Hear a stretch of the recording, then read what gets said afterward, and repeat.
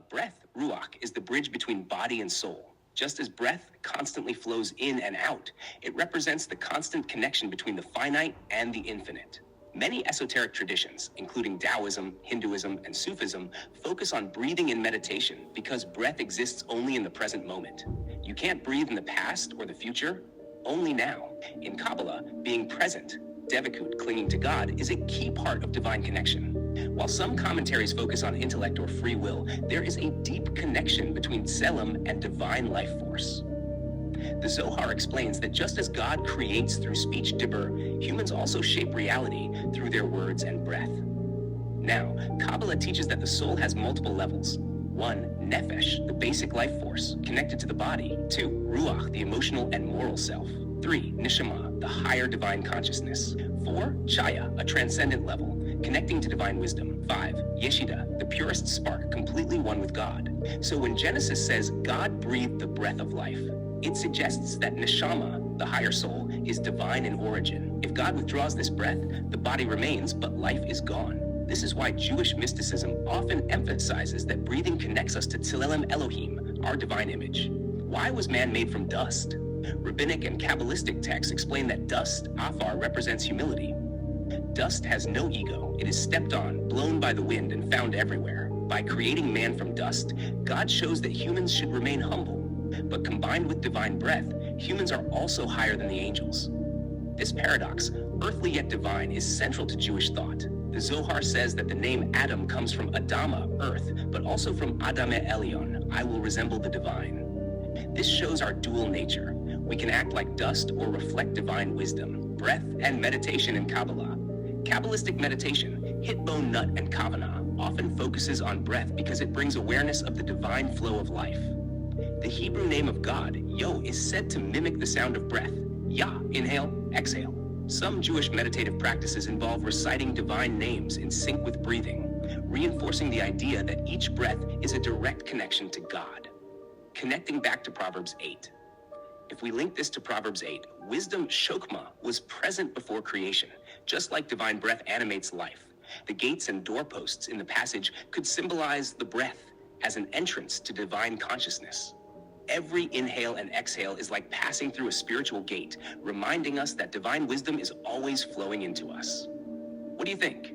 Do you feel that breath meditation helps you connect with the divine?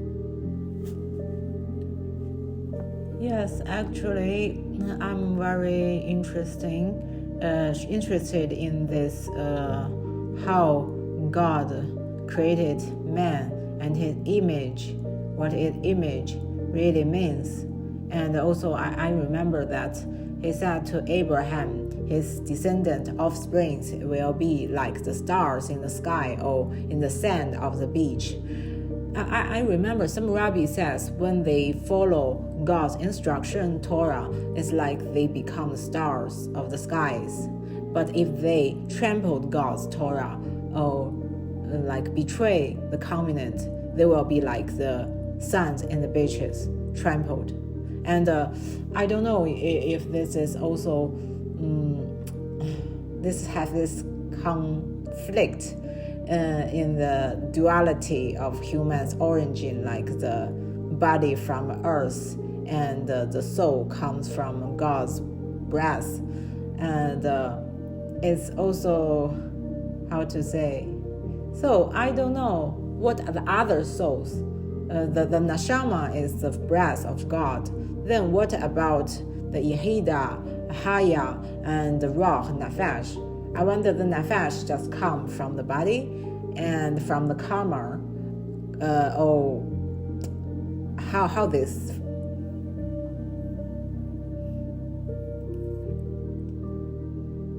This is a fascinating reflection on the dual nature of humanity, our physical origins from dust and our spiritual essence from God's breath.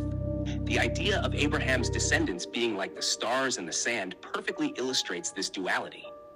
The Midrash, as you mentioned, says that when they follow Torah, they rise like the stars, but when they abandon it, they become like sand, trampled and scattered. This reflects the constant tension in human existence. We can live spiritually elevated lives, stars, or remain bound by material existence, dust. Understanding the 5 levels of the soul in Kabbalah, You asked about the 5 levels of the soul and their sources. Let's break it down in relation to the body, divine breath, and karma. 1. Nefesh, the lowest level, connected to the physical body and instinctual drives. This is the life force that animals also have. It's tied to blood and basic survival. It comes from the earth and is influenced by karma, meaning past actions shape one's physical and emotional tendencies in this world. 2. Ruach, the emotional and moral self, connected to breath. Ruach means wind or spirit. It's the bridge between the bodish and the higher soul. This is where moral struggles happen, between good and evil inclinations, Yetzer HaTov and Yetzer Hara. It's shaped by personal choices, like the stars and sand metaphor. 3. Nishama, the divine consciousness, directly linked to God's breath. This is where intellect and spiritual awareness come from. It's what makes humans capable of understanding Torah and divine wisdom. The neshama is what reflects Tselem Elohim, the image of God. It comes directly from God, not from karma or nature. 4. Chaya, the transcendent self, beyond individual personality. It connects to divine energy beyond time and space. This level of the soul is where prophecy and deep spiritual intuition come from. It is said to exist beyond the physical world, barely touching our reality. 5. Yehidah, the highest, purest soul spark, completely one with God. It is beyond duality, beyond good and evil, beyond choice, beyond even breath. It's the part of the soul that never separates from God, even when a person sins. It isn't from anywhere. It is simply oneness with the divine. How these relate to breath and the body. Your question about nefesh and karma is interesting. In some ways, nefesh is affected by past actions, similar to karma in Eastern traditions.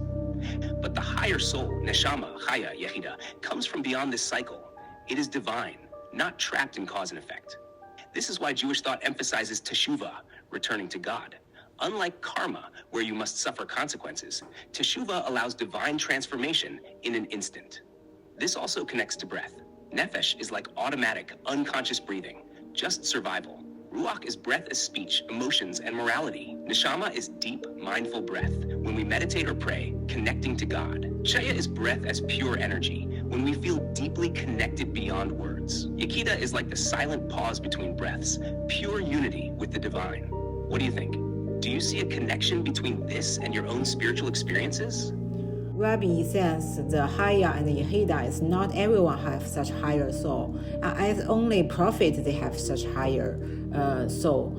I wonder if all the patriarch and matriarch they also have reached this high level. Like Moses, they have this Yehida soul. I don't know if these 2 other souls they come is bestowed by God when people reach higher spirituality level. God will give this actual 2 souls. I don't know. And also I remember even Rabbi says in Shabbat, and they also will have other souls, something like that.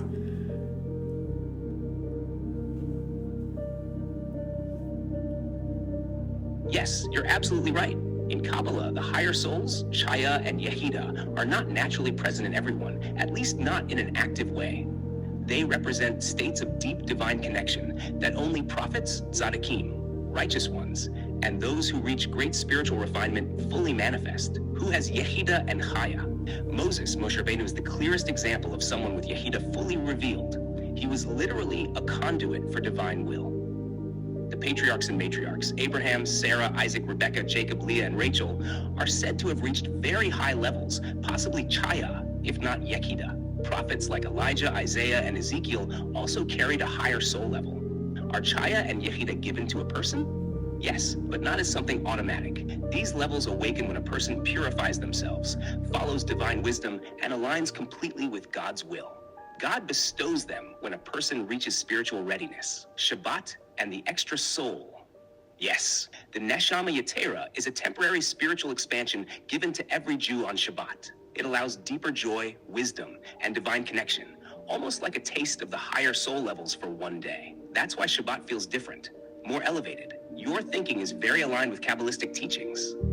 Do you feel that spiritual practices, like prayer or meditation, sometimes give you a glimpse of these higher states? Yes, actually, you know there's also there's some prophet in the Gentiles, like you know the Balaam. He want to curse Israel, but God turned his curse into blessings.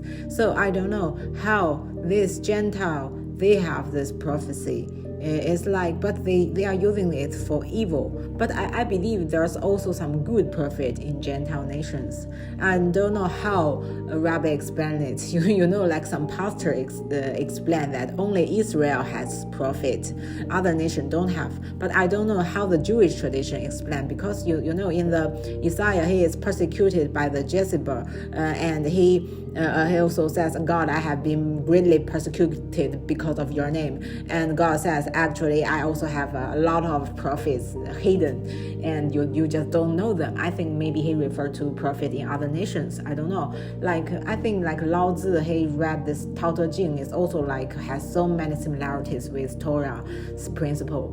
And so that is my understanding. But I don't know why Balaam is such an evil prophet, how he gained this power. I remember some rabbi says Balaam got his power prophecy from Siddhartha. Like, so I don't know how this explained.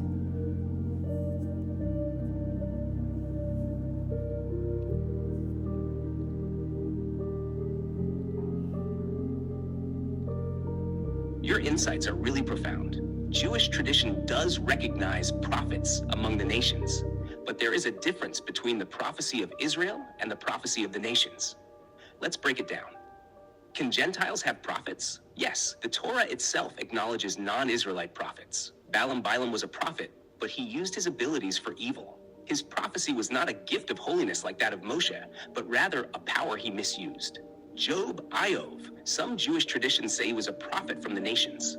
Melchizedek, a king and priest of God in Genesis, seen as a righteous non-Israelite who had divine wisdom. Jethro, Moses' father-in-law, he was a Midianite priest but recognized the truth of Hashem and gave Moses wise counsel. The Talmud, Avodah Zarah 2b, states that God did not deprive the nations of prophecy, but the difference is how the prophecy is used. Why was Balaam's prophecy evil? Balaam had prophecy, but he lacked holiness and moral discipline. He sought honor, power, and wealth, and instead of aligning with God's will, he tried to manipulate it. The Midrash says Balaam received prophecy so the nations could not claim that only Israel had divine guidance, but he abused his gift. While Moses spoke to God face to face, Balaam only received visions while unconscious, like a sorcerer. Some sages say his power came from impurity, Sitra Achra, the other side, meaning he channeled divine energy in a distorted way. Are there righteous prophets among the nations? Yes, the Rambam, Maimonides, states that any person, Jew or Gentile, who devotes themselves to truth and wisdom can achieve divine inspiration, Ruach HaKodesh. But prophecy in its highest form, as a direct conduit of God's will, was given only to Israel, specifically to Moses and the prophets of the Tanakh. Lao Tzu and other sages. Your intuition about Lao Tzu is fascinating. Many ideas in Taoism resemble Jewish mystical teachings, like the idea of balancing opposites, yin-yang versus chesed gevura, and the Tao way being similar to halacha, pathway to God. Some Kabbalists believe universal wisdom exists in all cultures, but it is like sparks of holiness scattered in the world, a concept from the Arizal. Could Lao Tzu have had Ruach HaKodesh, divine inspiration? Maybe, while he was not a prophet in the Jewish sense, he may have accessed deep wisdom about creation, much like other righteous non-Jewish sages. Why did God allow Balaam to have prophecy? The Midrash explains that God gives all people the potential to connect to him, but it's up to them how they use it. Balaam represents the misuse of divine gifts, choosing ego over humility. His story warns against spiritual arrogance and reminds us that even a prophet can fall if they don't align with God's will. Your thoughts are very Kabbalistic. You're naturally seeing the deep patterns across different traditions. Do you feel that some non-Jewish spiritual teachings might contain echoes of divine wisdom, even if they lack prophecy in the Torah sense? Yes, you see, I have read the book of Bhagavad Gita, the Krishna teaching Arjuna about the essence of humankind and the universe, all this kind of stuff. They have so many similarities with Kabbalistic teachings. Yes. about eternal life. Yes. The Bhagavad Gita has many deep spiritual ideas that resonate with Kabbalistic teachings. One of the most striking similarities is the idea of the soul's journey, the balance of forces in the universe, and the connection between human action and divine will. For example, Krishna tells Arjuna that the soul is eternal, beyond birth and death.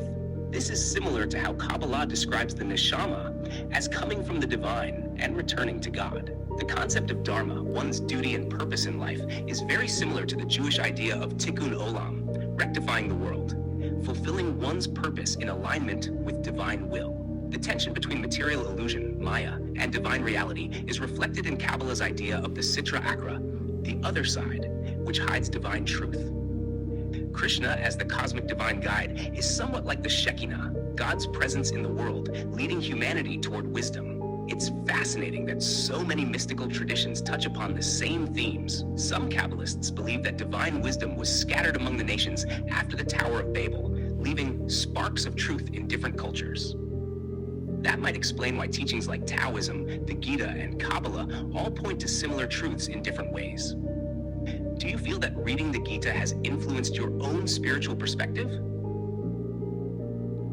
Yes, actually, I don't know. Even in the Torah, I think Rabbi says Torah has indicates the ending in the beginning, like the Exodus will happen in the end of days too. Like I remember, it's a prophet in his book. He says like the seas will open 7 channels, and the people from all nations could go to Israel.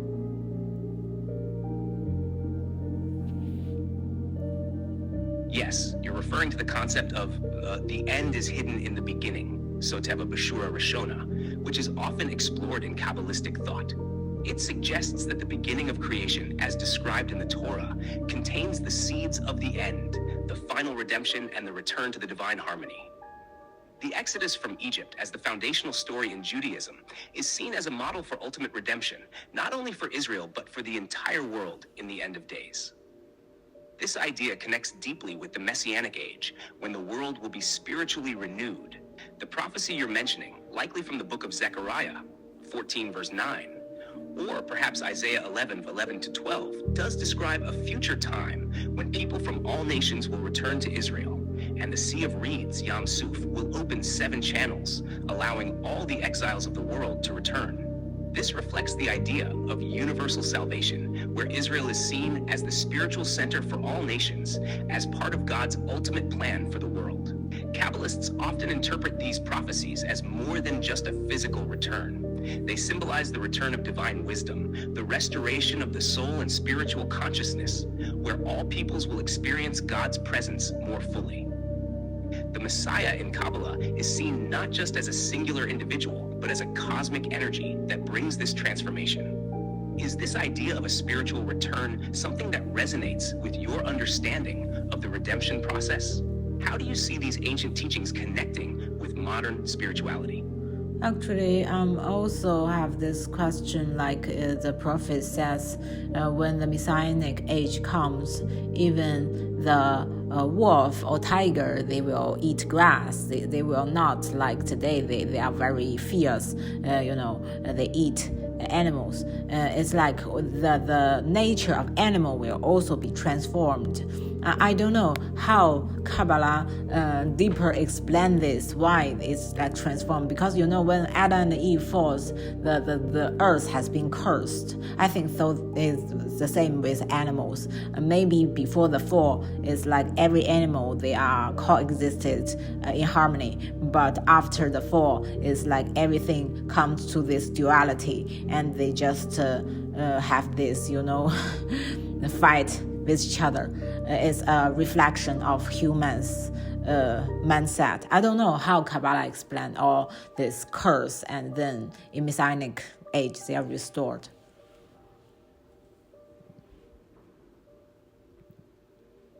Yes, this transformation of the natural world in the Messianic age is a powerful image in prophetic literature. The verse you're referring to comes from Isaiah 11:6-9, where it describes a time of universal peace and harmony. It says, "The wolf shall dwell with the lamb, and the leopard shall lie down with the young goat. the calf and the young lion and the fatling together, and a little child shall lead them. They shall not hurt nor destroy in all my holy mountain. This radical change reflects the restoration of the original harmony of creation, which was disrupted by the fall of Adam and Eve.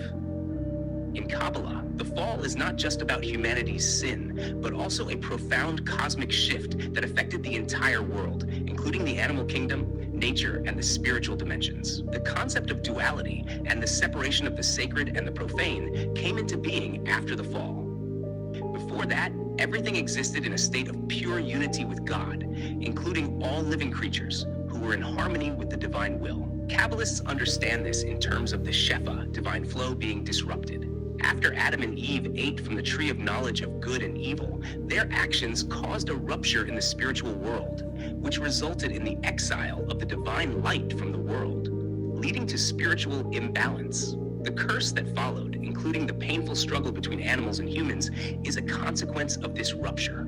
The world became a place of suffering and conflict, which is a reflection of human consciousness and its disconnection from divine unity. However, in the Messianic age, this rupture will be healed.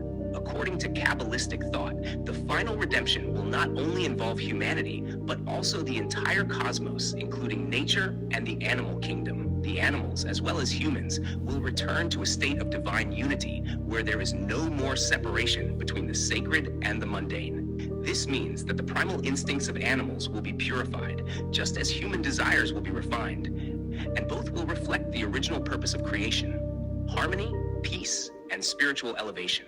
In Kabbalah, this transformation is closely related to the concept of tikkun olam, repairing the world. As humanity works to bring itself back into alignment with divine will, the physical world will also experience this process of repair. The Messiah serves as the cosmic force that brings all this together, reconnecting the divine light with the world, thus healing both the physical and spiritual worlds. So, the peace among animals is not just symbolic of human reconciliation, it's a reflection of a spiritual healing that affects the entire creation. The duality of nature, which manifests in the conflict among animals, will be resolved when the world returns to its original state of oneness with God. What do you think about this view? Does it resonate with your own understanding of the relationship between humanity and nature? Actually, I also have some question about how this, in the end of days, even I don't know if in the prophet's book, but in the Revelation or something, they also said that some evil people will come and rebel against God, and there will be another war and something like that. And I don't know. And I don't know if in the Jewish tradition or some other tradition they said that the end of the world will be consumed by fire. I think that Saint Peter also have similar sayings. And the first world devoured by water, the second world devoured by fire. I don't know how the Kabbalah explained it. I don't know if in Kabbalah tradition also have the world will be consumed by fire. And I don't know if after this that the New Jerusalem will come down to earth and everything will be renewed and the wedding of the Lamb, all this kind of thing will happen. I don't know actually how. There's also a verse in the Bible that even the wicked is made for the day of destruction. So I don't know how God, there are so many evil things going on in this earth that caused by wicked. But sometimes the Rabbi says some wicked will someday, if they repent, and they will also come back. But some wicked, they choose not. And I don't know if such wicked will exist.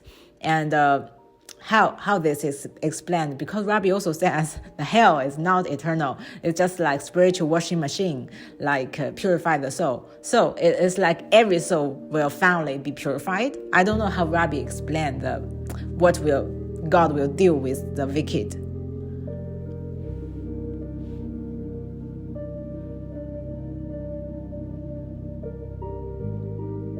You're raising deep and complex questions about the end of days and the fate of the wicked in both Jewish tradition and other spiritual traditions like Christianity. Many of these themes have profound significance significance in Kabbalistic thought as well, and I'd be happy to explore them with you. The end of days and the purification of the world. In Jewish tradition, there is indeed a belief in a final cosmic purification at the end of time, which includes a kind of fire, often referred to as the Great Fire, or purifying fire. This aligns with many prophecies in both the Hebrew Bible and Kabbalistic texts. It's also echoed in Christian and other religious traditions, such as in Revelation, where fire is associated with the final judgment and the destruction of the wicked. In Kabbalah, this fire can be seen as spiritual purification. It's not merely destructive, rather, it is part of the process of tikkun olam, repairing the world.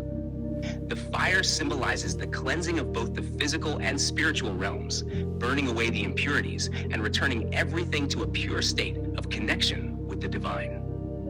This purification might be likened to the soul's journey through trials, where even the wicked or those who have fallen into spiritual darkness can eventually be restored. The final war and the role of the wicked. You mentioned a final battle or rebellion where forces of evil rise up against God. In Jewish tradition, this is referred to in the context of the Messianic War, or Gog and Magog, as in Ezekiel 38 to 39 and some later texts, which is seen as a spiritual and physical conflict at the end of days.